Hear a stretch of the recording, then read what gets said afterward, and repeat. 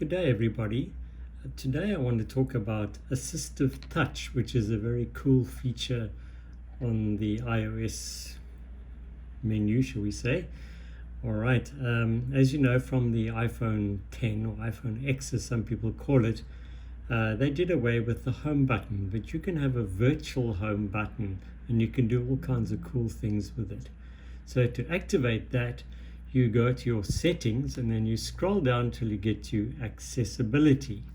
So you touch on accessibility and now you've got a whole lot of options. So now you scroll down till you get to touch. Touch that and then make sure that your assistive touch is on. I'll turn mine off for a moment. Right, and now I turn it on. And now you can see a little white dot appears on your screen, and you can move that dot around wherever you like. Okay, it doesn't have to be there. All right, and if you want to go to your home screen, all you do is touch that button and go home.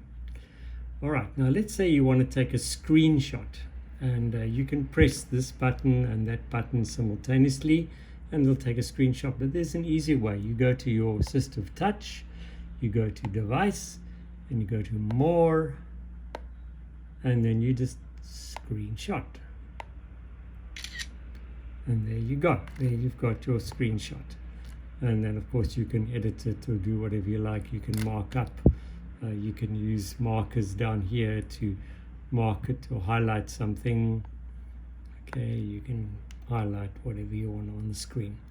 Okay, so I hope you enjoyed that, and please subscribe to my channel for more tips. Thank you.